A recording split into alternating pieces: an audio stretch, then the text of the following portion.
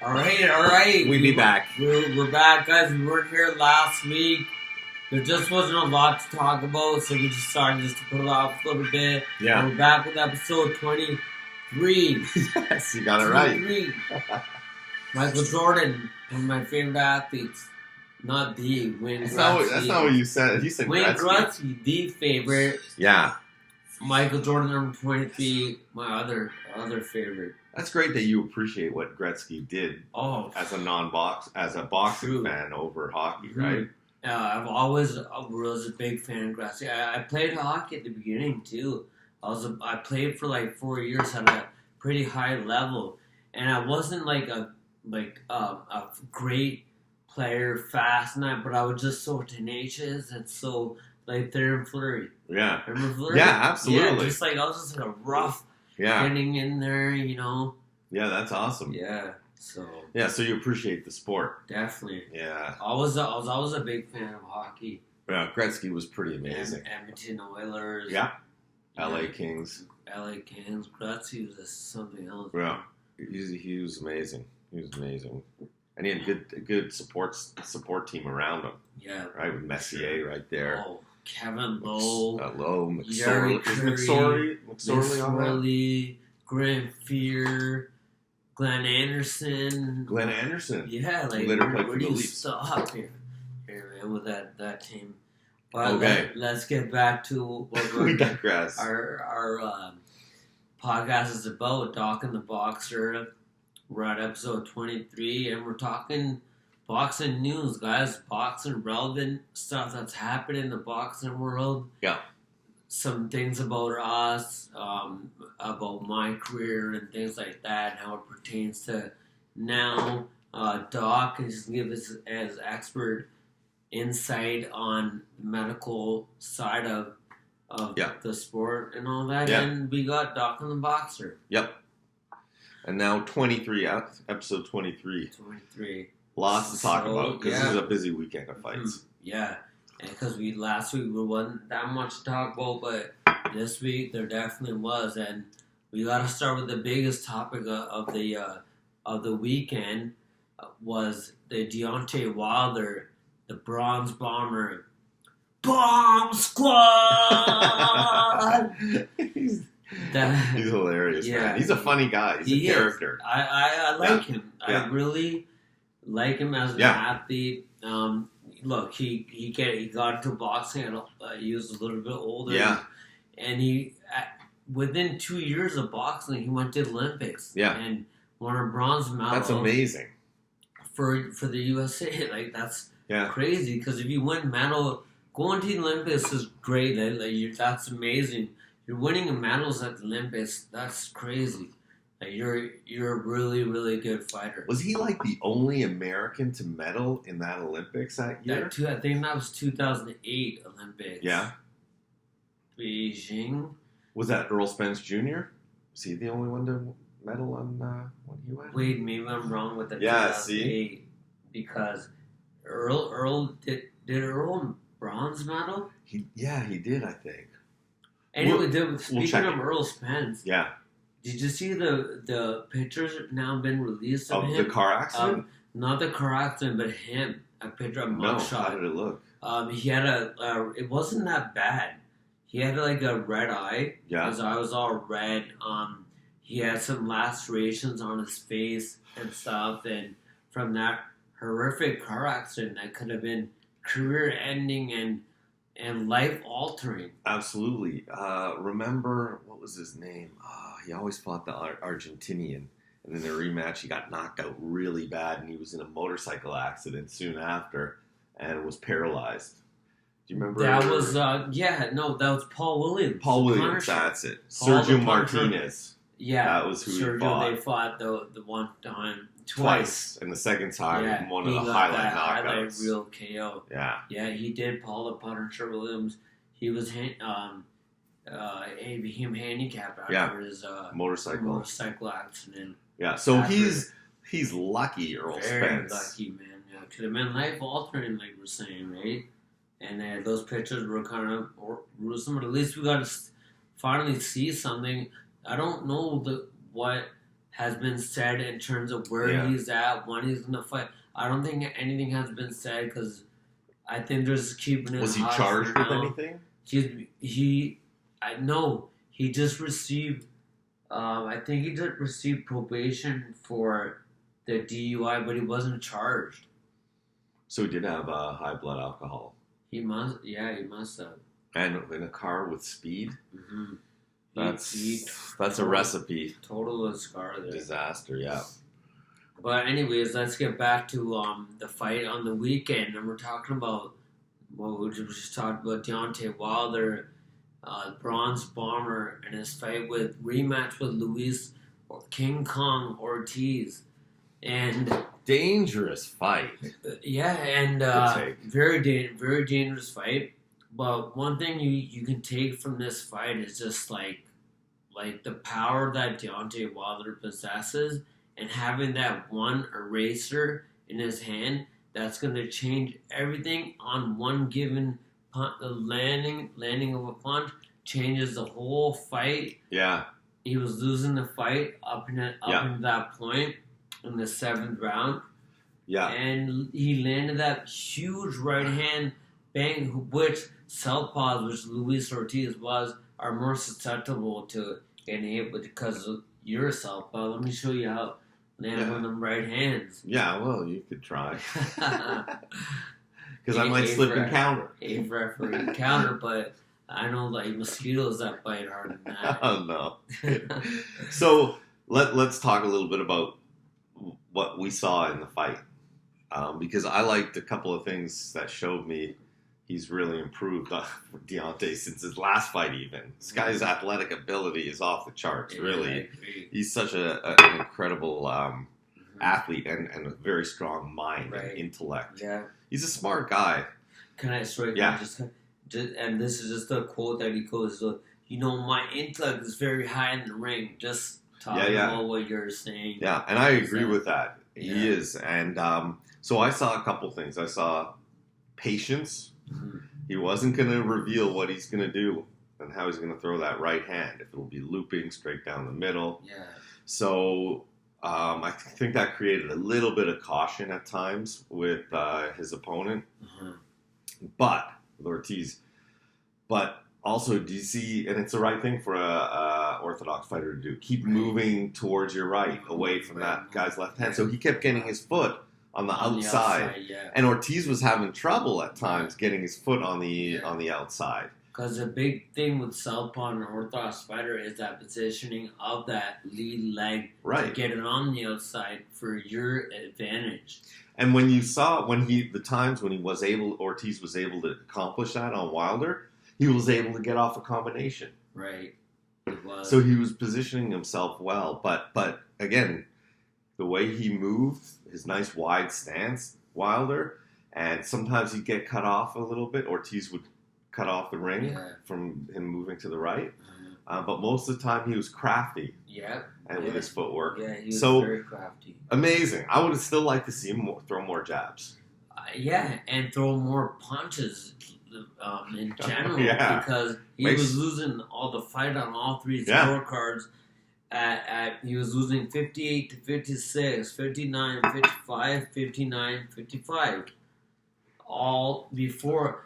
Hey, the thing is, like, regardless of how the fight was playing out, we all had a great understanding and kind of knew that eventually Bronze Bomber's going to land that punch. Yeah. And things are going to change right away, instantaneously. And did you see how he set that up? So he did a lot of pawing in those first six rounds with his jab. And he did the same thing. So he almost did like this little paw, which suckered Ortiz in. And then, bang, he threw that right. And he brought it then down across. Did you see? Yeah. It was beautiful. Can you imagine getting hit with one of those sledgehammers like that, man? And the count was fine. Kenny Bayless is a good rep. Yeah. The count was fine. The timing of it. Some people talked a little bit about that. Like, no, he was out. Too quick. He did not show. He's a veteran. Yeah. He would show the ref that, okay, he's ready and able to fight. Mm-hmm. He'd face him, make eye contact, put his gloves up, walk towards him, walk back. Yeah. Excuse me. But he was out. He was out. No, He couldn't come back. Done. He was done. So that was the right choice. That was right. Yeah, He didn't make the count. No, definitely. That was the end of the fight. Yeah. He couldn't recover from that. And now let's move on now, because generally when a fight, it doesn't look that good when you have a fight coming up and then you've already signed to fight another guy after. And that's what this whole Tyson Fury and Deontay Wilder rematch had already been contract signed for their February 22nd rematch to occur. But Fury got past his opponent, the Polish guy, the German guy. Yeah, German. He was, but he gave him a really good fight. Good fight, man. And that guy was confident. And Wilder had to get past Luis Ortiz, who in their first fight gave him a lot of trouble and almost had him gone. So that's why there's like some prestige in this rematch to happen. And now this fight is over, and now we can look forward to a Wilder and Fury rematch, which is very interesting. Very interesting fight. Absolutely. So I don't know I think I saw him trying to do Wilder at a check left hook, right? And sometimes he'd miss wildly. Mm-hmm. At the end of the fight, near the end, in the 6th or 7th round, he actually started connecting with that left hook. What a great thing to have in his arsenal going in, if he can get better at it, going into the fight with Tyson Fury, because Fury had that cut. Yeah. That was a bad one, and I'm surprised they're fighting in February, because that's going to be full of still healing scar tissue. You're right. And if Wilder has that developed that hook nicely, that left check hook, he can open that cut up very early on. You're right. I don't think that fight is going to happen now. That won't happen in February. There's too much money on the line. There's too much at stake for a cut to cause a fight to be stopped or whatever. Hey guys, you notice the shirt? Oscar De La Hoya, Golden Boy, one of my favorite fighters. He's a good fighter. He's a good fighter. I just I don't know what it was. It's my back. My back was just something, a wind just gushed, and then it was my back. Delroy was saying that in one of his interviews one time, and I was just like, what? He's like, my back just seized up. And did he say a gust of wind? Yeah, it was just like a wind. I was a gust of wind just in my back. That's hilarious. But anyways, it was a cool one. He was sick. So we were talking about Tyson Fury. So you think that their team is going to anytime soon say, we got to push it back? We need a little bit. I think so for sure. I would do that, because you need that tissue as healed as possible. Yeah, and otherwise the same thing can happen. The fight could get stopped. Yeah. Hey doc, is scar tissue tougher than the No, it's not. Weaker. It's weaker. It's weaker than the fetal tissue you're born with, and it's less elasticy, so it's brittle almost, so it can break. Where our normal skin is elastic, it flexes and tenses and all that stuff, and stretches. Scar tissue doesn't stretch well, so it can be busted open pretty easily. And not easily, but one thing when I fought professional, 7 of my 13 pro fights all were cuts that required stitches.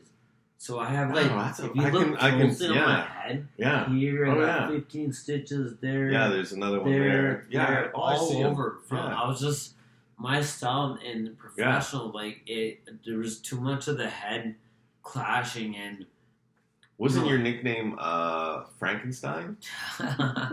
It could have been. It definitely could have been. I should have done that for Halloween one time when I looked like that with stitches everywhere. Yeah, I bet. Not easy, man, but that's the nature of the sport. So, so it's a good target for Deontay, and it's a good thing for him to keep working on that left hook and that check left hook. Yeah. Which he was trying to, the Mayweather check left hook and then move away with it. Man, he's just so big, 6'7". He's so long. Yeah.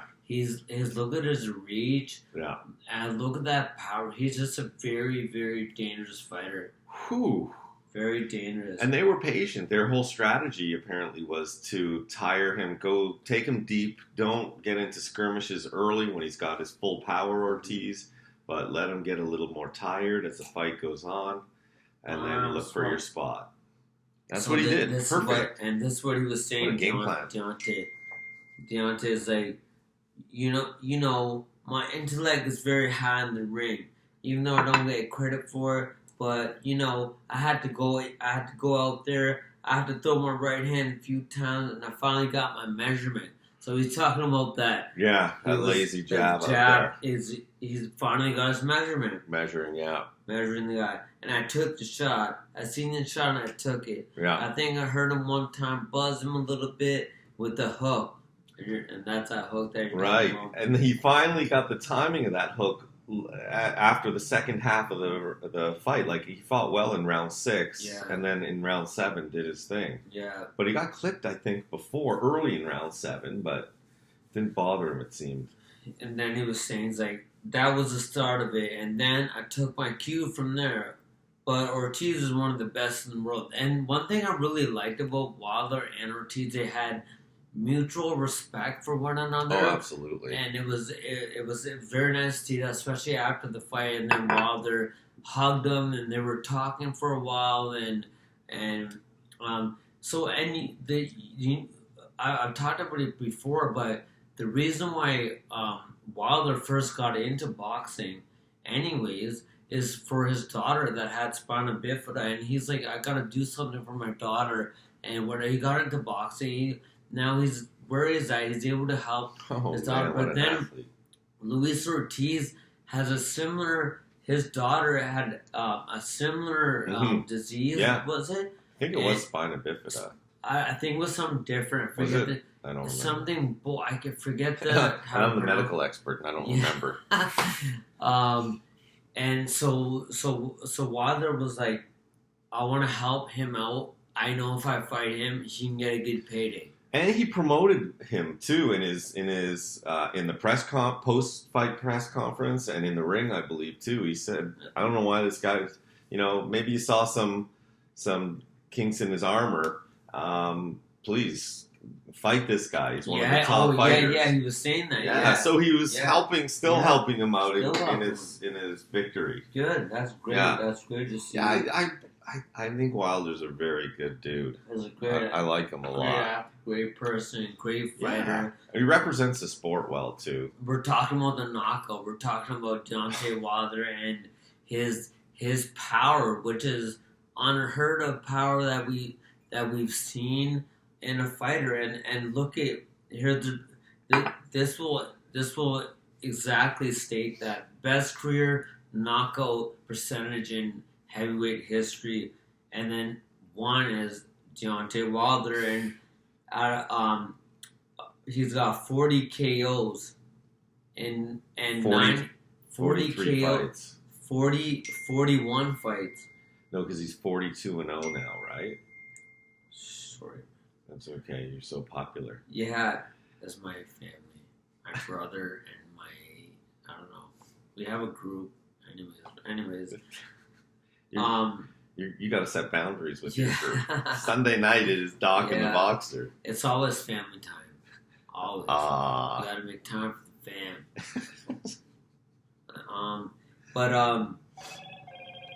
Sorry, that's my family. Oh, so what's going on here? What is it, Mom? Quit bugging me, Mom.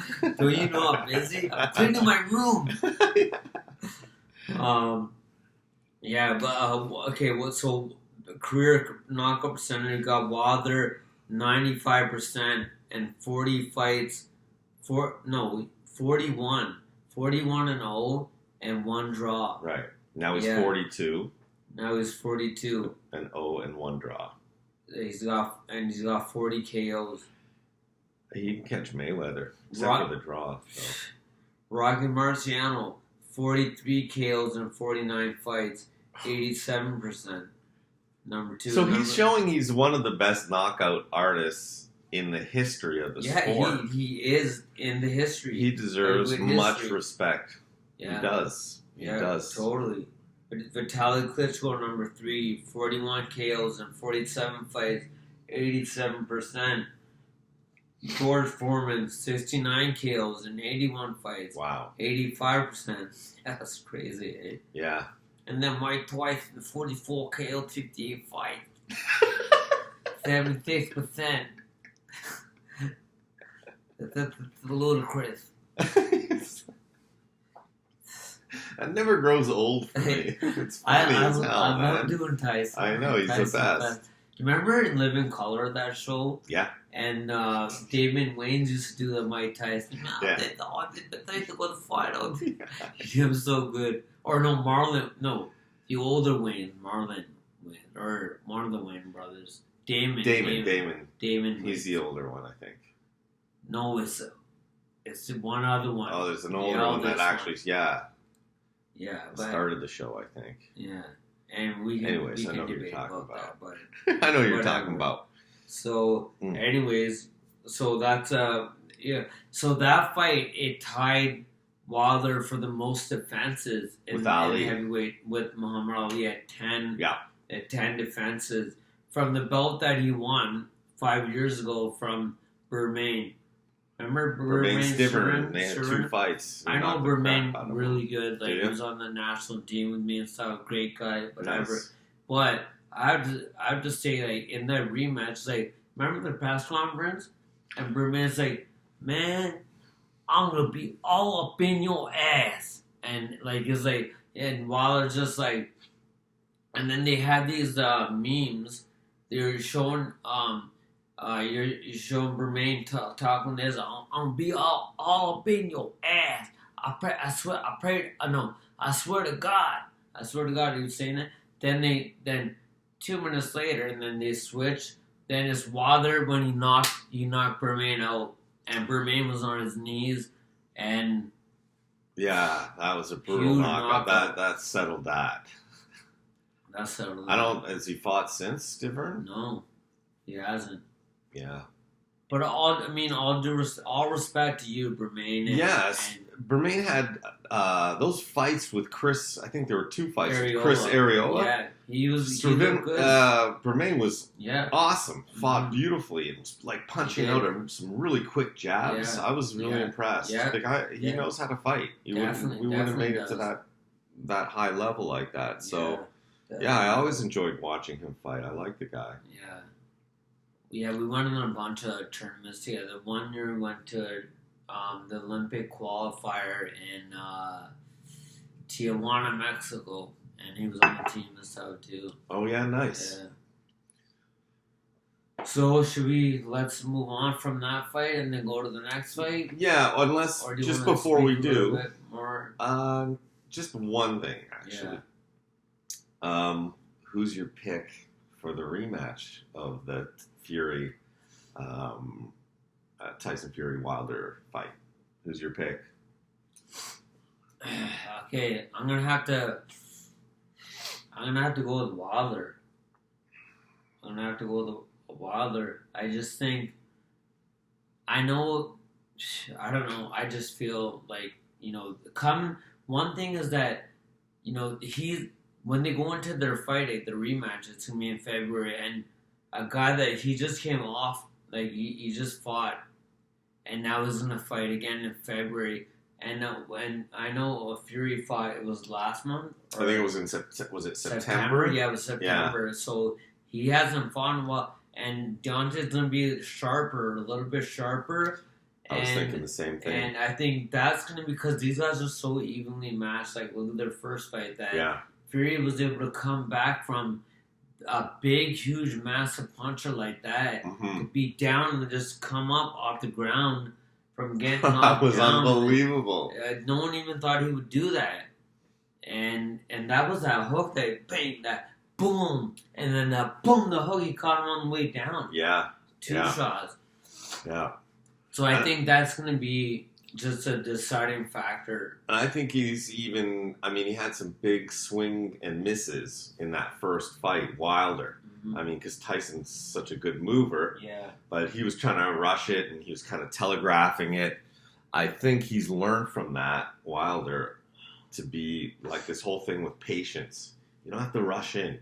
Be patient. Figure out how the guy's moving, his timing. I don't think he's Russian. I think he's Don't make that's a dad joke, and you're American. not even a dad. Can you imagine how much worse that's gonna get? Your first kid? Oh man. He's from Toulouse, Alabama. So I think he's gonna be patient. Toulouse. Yeah. Tuscaloosa. Yeah. So Toulouse.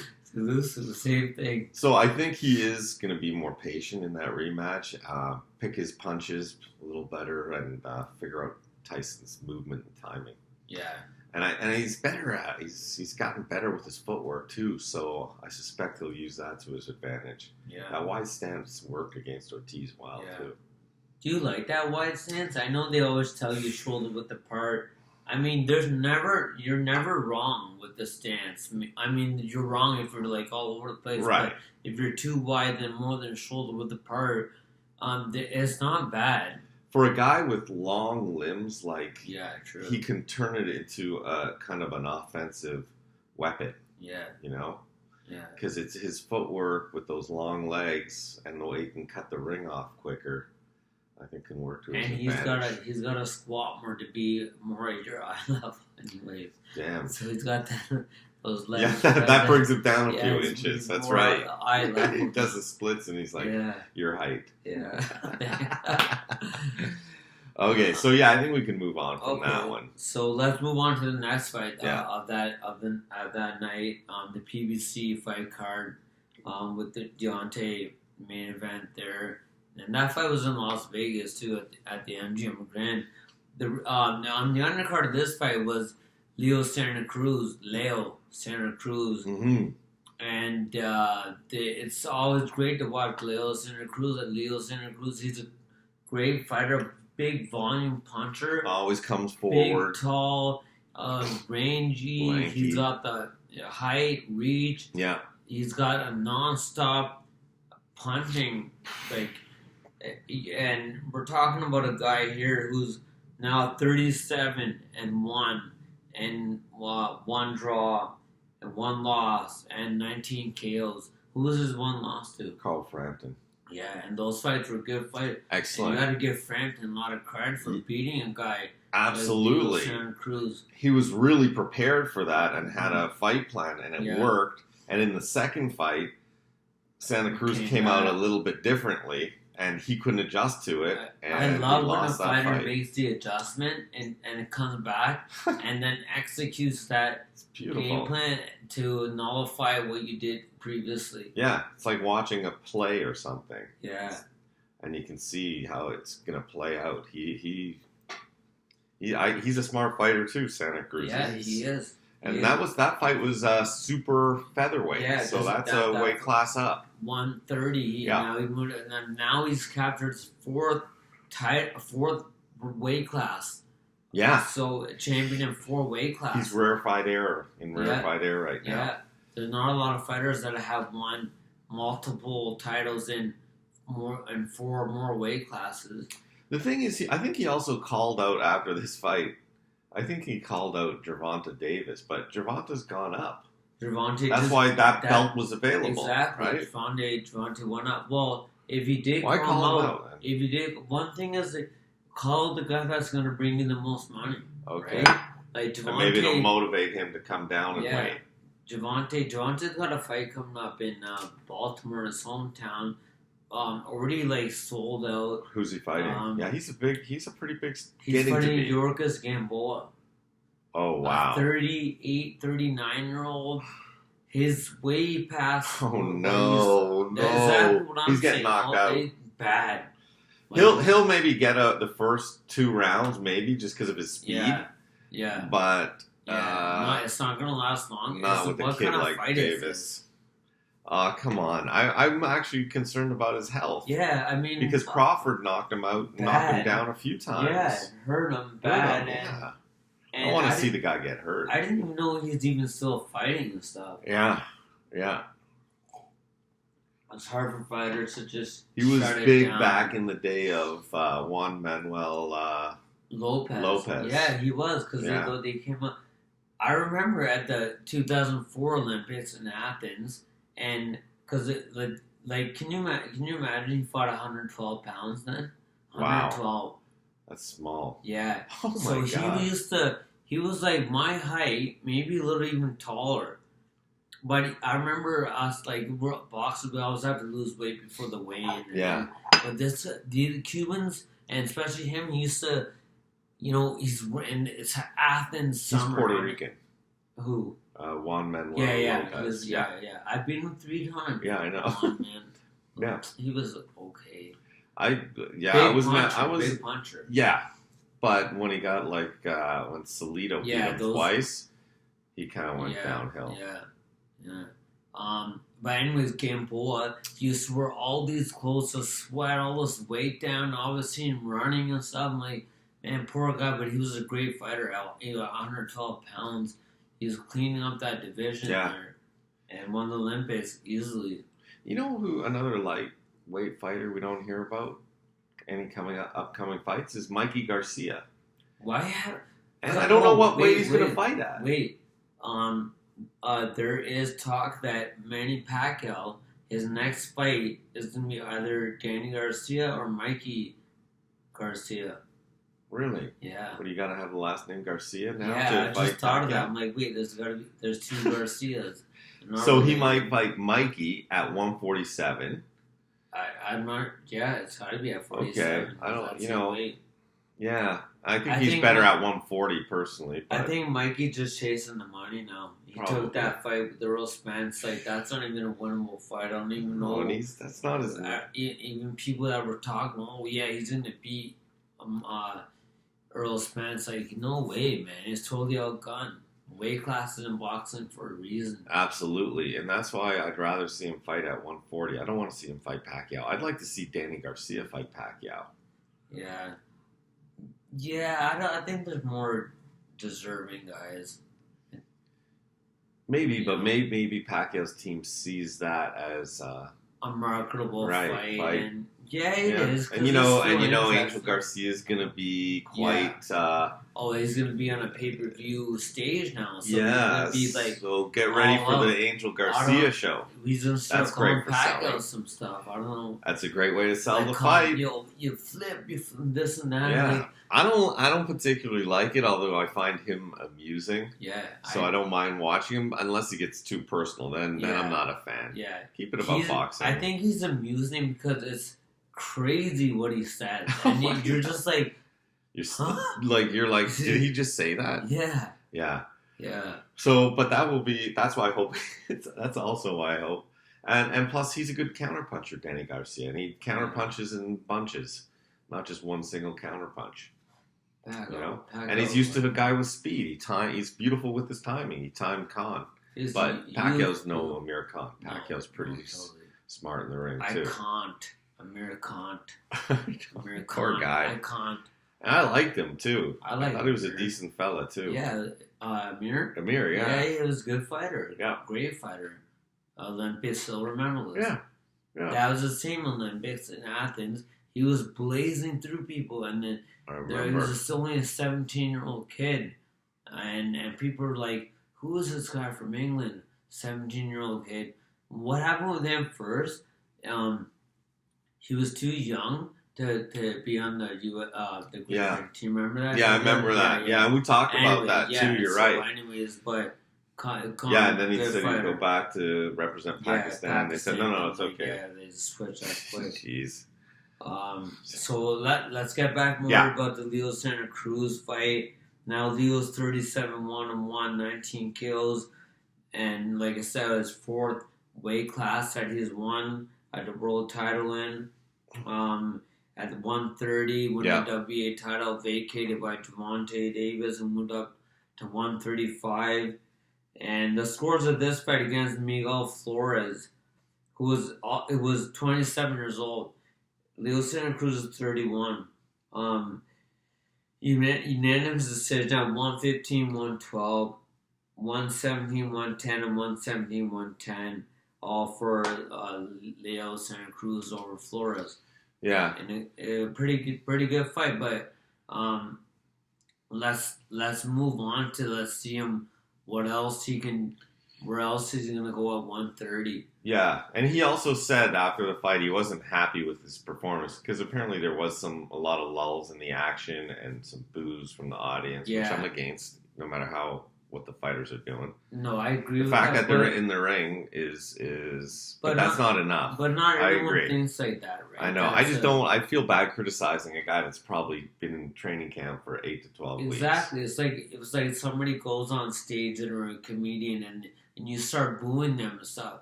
But look, they got up there and exactly. And it's not right and respectful to do that, but people are gonna do it. Yeah, the money. For sure. At the end of the day, it's a fans that are the reason why this sport is even alive. Yeah, it's got to be a give and take from both sides, from the audience and from the fighters too. Yeah, because they are getting paid to fight and to use their skill and all that stuff. Yeah, like going to an all-star game. Yeah, that's how I look at boxing. Every fight is an all-star fight. You're right. You're right.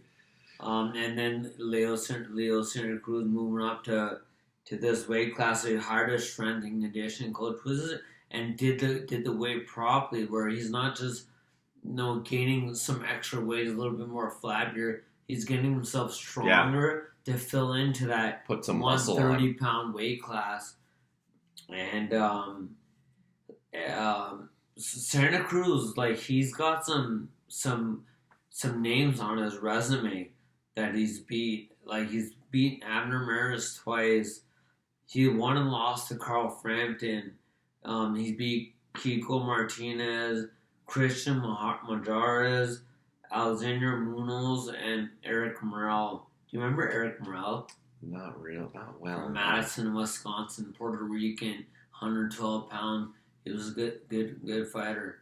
Yeah. I can't remember. I'd have to look him up again. But yeah. So just to finish off, so even he said he wasn't happy with his performance, Leo Santa Cruz, after the fight, and you know where it was a bit of a layoff, and you'll see me back, and I'll promise to deliver, and here's who I want to fight, basically. Yeah. And that's when he named Gervonta Davis as well. So. Okay. But that ain't gonna happen because of he just moved up. He's not gonna come down. He wouldn't have vacated his belt. Definitely. And he's fine at that weight at 135. He carries his power really well. He does. He's just small. Look at the size difference here, Gervonta. If he were to fight Leo Santa Cruz. Yeah, you're right. 5'7" Cruz is. Yeah, he's tall and lanky for that weight class. Yeah. Santa Cruz, he draws inspiration from his father, who you always see in his corner with the cowboy hat. Yeah. His father has been battling myeloma spinal cancer for the past 3 years. So, Santa Cruz just talks about how there's, like, he looks at his dad and his dad's, like, wheelchair bound and stuff and getting around this way and that, or motorized wheelchair, and he feels bad, and this is, like, what's driving him is making him like, I gotta do this, I gotta, and the inspiration's great. Yeah, absolutely. I think he's had on and off battles with cancer, his father. Yeah, so I'm sure that Santa Cruz family's been through a lot. Mm-hmm. Yeah, it's tough, man, when you have a loved one that's got cancer. Yeah, it's great. My mom had it. It's just a terrible disease. Yeah. Terrible. Don't wish it upon it. Yeah. No, that's unfortunately my father passed from it, but pancreatic cancer. Oh, really? Yeah. Isn't it one of the worst kinds that you get in the pancreas? Yeah, it is. Yeah, it is. But that's the way it goes with cancer. Yeah. Some people, depending on the cancer, really determines how well you'll respond to any treatment too. So, but anyways, we digress. Yes. God, we just went dark there. Yeah, I know, Dave. Let's get back up there. Yeah. We don't have a lot of time left, but we're good. We're good, actually. We got 20 minutes, so we're good. Let's just talk. Okay, so let's see what's up next for Cruz. Yeah. After this fight, then another fight that was that happened on the weekend too in Liverpool, England. I'm only talking about it, not that I really even care about this fight too much, but only talking about it because of the poor decision that was rendered once again in boxing. I didn't watch the fight myself, but I watched some highlights and I read a lot about it. And everyone said, 90% of the people said that Ryder should have won. And I'm talking about John Ryder. This is Callum Smith fighting, defending his WBA super middleweight title. Now is 26-0 with 19 KOs after a 12-round unanimous decision over John Ryder, who was 28-5 and 16 KOs. And the scores are 117-111, 116-112, 116-112. A very unpopular decision. It happened in Liverpool, England. Those are pretty, like, those scores don't indicate. Just if you didn't see the fight or know about the fight and you heard those scores, you go, oh, that's the guy. It was a dominant to one guy. Yeah. But the fight wasn't dominant. Yeah. So how are they getting these freaking scores? I know. You'd think at least that the scores would be closer. And they fought in Liverpool. That's Callum Smith's hometown. Yeah. And I'm not saying that in this case that was an influence, but we've seen that in other cases. Hometown decisions. Hometown that happens all the time. Yeah. And it's very unfortunate. But look, because we're looking at Callum Smith, like, is he going to be a next opponent for Canelo Alvarez? Money is a common denominator for everything and why decisions are happening. They just don't happen because, I feel like going for this guy. Oh no, because let's give it to this guy because he's going to fight this guy next. We're going to all make money. We're all going to make money. Right. You know? Yeah. And then it goes round and round that way. And the fans, it's not based on what the fans want to see. Yeah. Necessarily. Yeah. But he is a skilled fighter, Callum Smith. Very, very. Right. Undefeated. 19 KOs, big, tall fighter, great boxing. Yeah. Let's see what comes goes from on. A boxing family too, right? Yeah, the Smiths, a lot of those Smiths in Liverpool. And this guy's his opponent's from London. He's from London? So he's coming to his hometown. Yeah. And again, a domestic battle. Yeah, so I'm not saying it was, but it does have an influence sometimes, for sure. Oh yeah, a lot of. I've just seen it so many times when decisions should have gone the other way. Yeah, it happens go to the hometown guy. Too often. Yeah, I agree. That sucks. All the time. But hopefully he'll get another big fight with somebody, Ryder, because he is good. Yeah. 28-5 and a lot of fights. So let's move on to the next one. So we got Rene Alvarado. Now 32-8, 21 KOs, TKO over Andrew Conceição. Now 21-5 and 2 and 16 KOs. And the reason why I'm talking about this fight is because I love to see what happened in this fight. That we're talking about Alvarado, who now revenge on earlier loss that he had to Conceição, who stopped Alvarado in the 8th round in a fight in 2015. Yeah. So Alvarado, he won his next 7 fights over that span of period of time to get himself rated again as the #1 contender for the WBA belt. And then he got this rematch. And in this rematch, he capitalized and he won. Yeah, that's a good story. Getting beat, not quitting, I got beat, this guy's better than me. Climbing your way back up. It may take some time. Climbing your way back up, and then go for it. Take this guy. Yeah, that's a good story, and I'm glad. And it paid off. Yeah. Because he worked hard to get those 7... for sure. 7 wins in a row. Yeah. Yeah. To line himself for that mandatory WBA title fight. And this fight happened on the 45th anniversary of Alexis Arguello becoming the first Nicaraguan world champion, because Rene Alvarado was from Nicaragua too. Yeah, yeah. So it was very fitting that he won that belt for one of the explosive thin men. Yeah. I love the way Alexis he fought out Alexis Arguello. He was really good. Mm-hmm. And he set traps. He was a really slick fighter. Yeah. Right? Yeah. It was fun to watch him fight.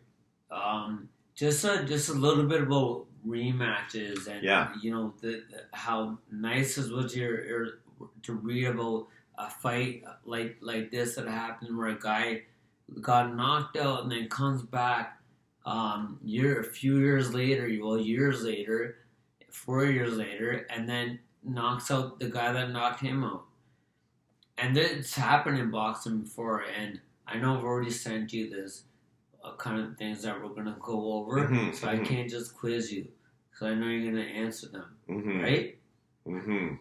If I remember, that's the problem. Oh, shoot. I read it, but I probably forgot. Okay, so name me a rematch where the fighter initially knocked the guy out, and then the guy comes back and knocks out Lewis. Yeah. Lewis Brahman. Yeah, that was that fight. That was a great in South Africa, wasn't that a fight? I can't remember. Yeah, I think it was in South Africa. And that was a big upset, man. I remember that Huge upset. Yeah. But he came back really strong. And then started beating his chest like Yeah. Yeah. Yeah, that was a great with fight. With a right hook. Bang. Bang. And done. The Rockman, he was gone. I seen Rockman. The Rock. So I know that one.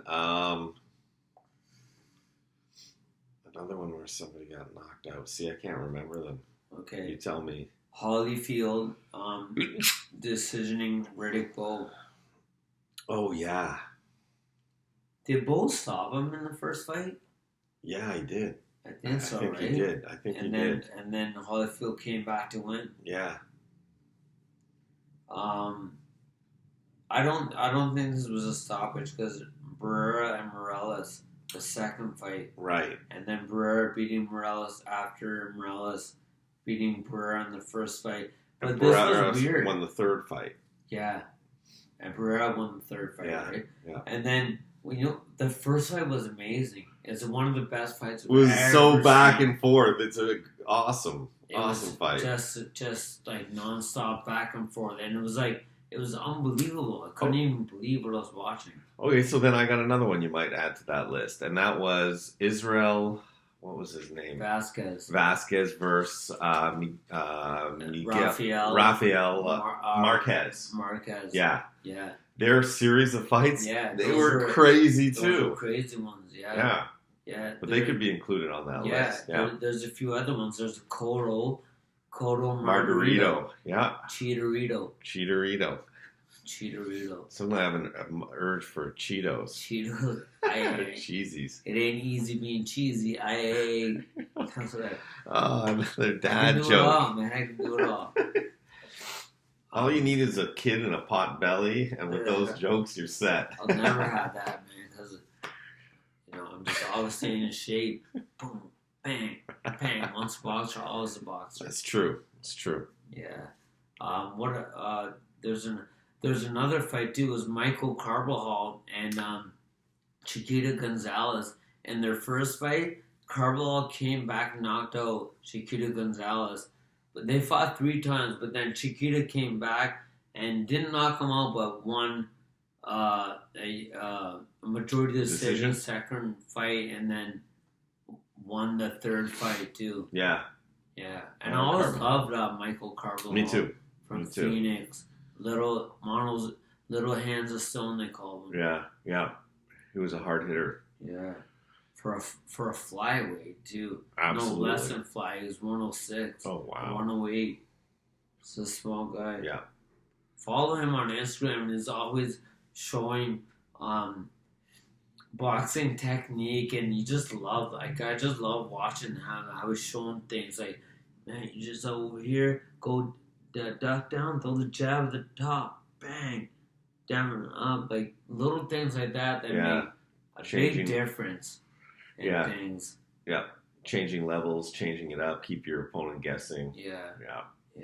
Okay, so what about what else we got in the docket? Well, do we even really want to talk about Mayweather and how he's saying that briefly, he made an announcement. He's coming back in 2020. First, last week he was talking about, I'm never coming back because boxing is a dangerous sport and this and that. I'm not coming back. Now he's saying he's coming back. There's a picture of him with Dana White, and apparently Dana White tweeted working on something for 2020. And then Mayweather's basically saying he's got to come back on exhibition fights.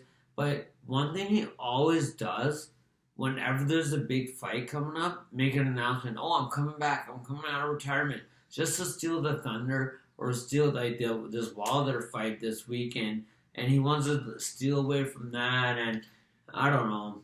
Yeah, it's part ego.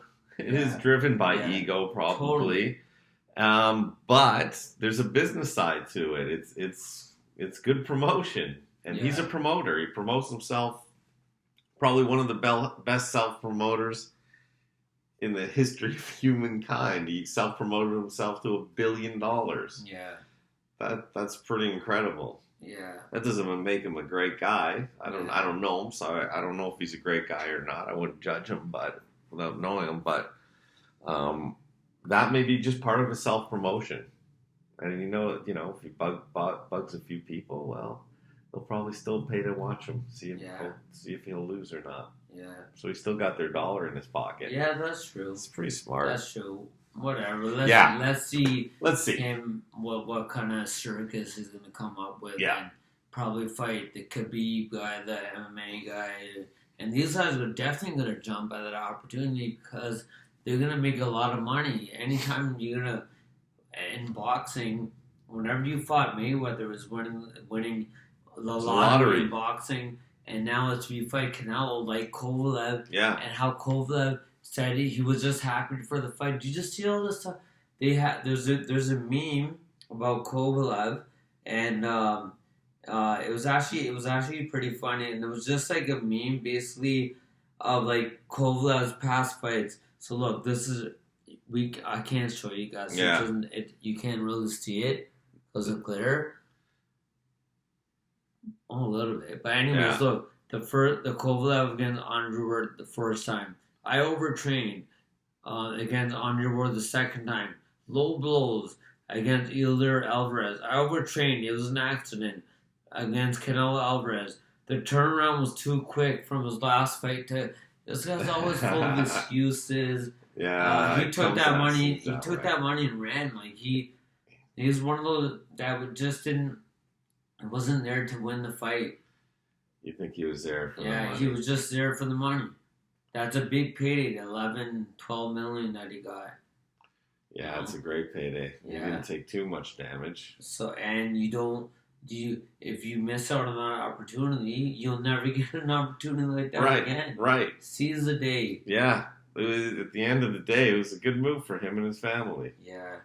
So we got, what about Kooner's Corner? I think we should get let's get into that. So basically just today, how we talked about Alvarado with his win in the rematch against Cancio, and just your ability to come back from a loss, it takes a lot. Because mentally and, obviously physically and training and everything, but mentally, you have to get yourself really, really prepared. I remember when I was younger, I was 13 the first time that I was undefeated as an amateur, and I went to Marquette, Michigan to fight the U.S. team in Ireland. But I fought the U.S. guy in the first fight, this guy from Pontiac, Michigan. His name was Scott Fernie. And he beat me. That's the first time I ever lost. And I was so devastated. I didn't know how it felt to lose. But then I'm like, man, I gotta beat this guy again. I gotta fight him somewhere and beat him. So then we had a rematch, and this story is not gonna go exactly how you think. So the next fight, we had a rematch. It was somewhere in Detroit or Michigan because he's from Pontiac, Michigan. I lived in Windsor, so I used to train in Detroit.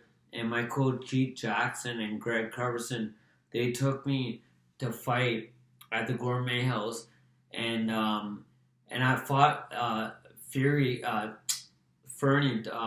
again, Scott Fernie. He was there, and I didn't know he was going to be there. And then like, oh, why don't you guys fight? And then I'm just like, oh, okay, whatever, let's fight.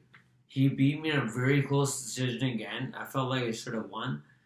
And the next time I fought him again, so I get a call from my coach. He's like, my coach from Detroit, Keith, and he's like, "Hey, Kooner, you want to fight this guy again?"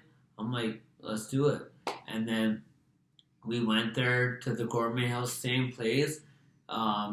Beat him easily this time. And I remember like when we're touching gloves at the end, I'm like, "Yo, bro, not this time." Peace. And then just walked off. And so the moral of the story is, and always use this, it's not how you start, it's how you finish. Yeah, absolutely. Good one. Good coach's corner, man. Okay, quickly, good for plenty of time. Did you know segment? So, did you know that two-time world champion George Foreman, in his career boxing, he made $5 million. Not bad. And in his career in boxing? In boxing, $5 million. So, he has the Foreman grill. Yeah, he was making $4.5 million a month selling that, and then he got out by this big company, Sultan or something, Incorporated, and they bought the rights to it from Foreman for $137 million. Oh wow! So he made a ton more dough after boxing. prize fighting, than in boxing. But being kind of like a celebrity, and a pretty funny, nice guy, that certainly helped him get his branding and sell the hell out of that thing. Yeah. Wow, that's awesome. Isn't I that always amazing? like to hear stories like that. Love that. I love it. Look at Oscar De La Hoya, and he's making a lot more money than he did when he was fighting with Golden Boy Promotions. Yeah. And it's nice to see when these fighters are doing that. They're making good money and not and you don't have to be in the boxing ring anymore. Yeah. The boxing ring is dangerous. Yeah. No. Awesome. All right, man. Okay, so another episode down. I guess we out. So we're gonna go to our. Yep.